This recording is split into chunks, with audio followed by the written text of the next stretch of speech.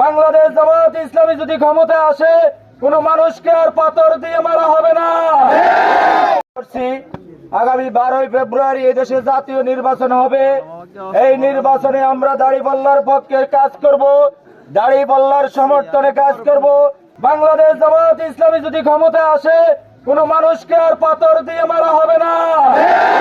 এই দেশে রাস্তায় আর চাঁদাবাজি করা হবে না।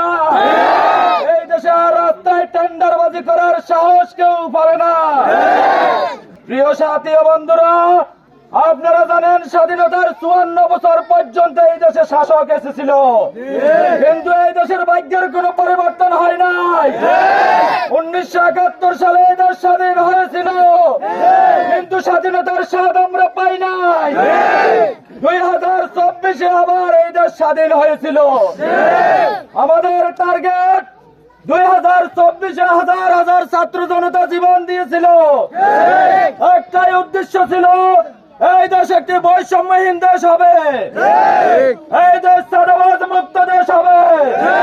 কিন্তু বিগত 1.5 বছরে আমরা দেখেছি এই দেশে কারা চাঁদাবাজি করেছে, এই দেশে কারা টেন্ডারবাজি করেছে। আমরা কারো নাম নিতে চাই না। এই দেশের মানুষ জানে, আগামী 12 তারিখে মানুষ বিবেচনা করবে ইনশাআল্লাহ। আপনারা জানেন আমরা এই দেশের মুসলমান, আমরা ইসলাম এবং ধর্মকে বিশ্বাস করি।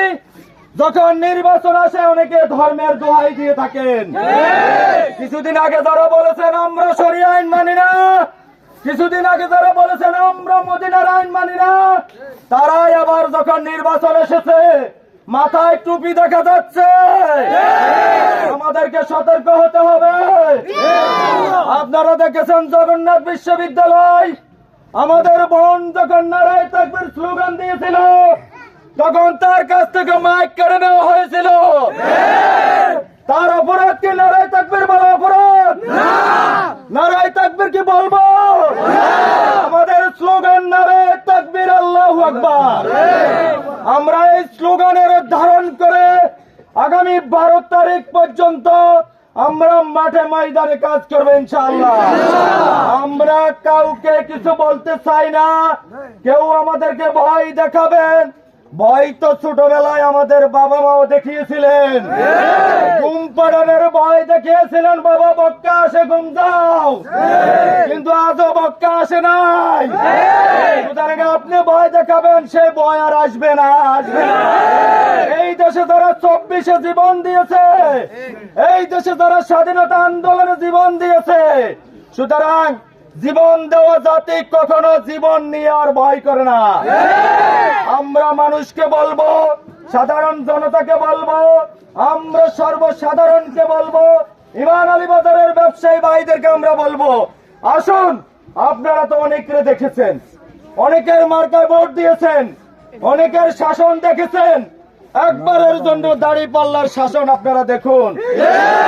কমিটমেন্ট, আমাদের ওয়াদা, আমরা শতভাগ রক্ষা করবো ইনশাআল্লাহ। আমরা জনগণের টাকা মেরে খাবো না। আমাদের আমির বলেছেন আমরা জনগণের 1 টাকাও মেরে খাবো না। আমাদের 2 জন ভাই মন্ত্রী ছিলেন, 1 টাকার দুর্নীতির প্রমাণ কেউ দিতে পারেন না, আজও পারবেন না।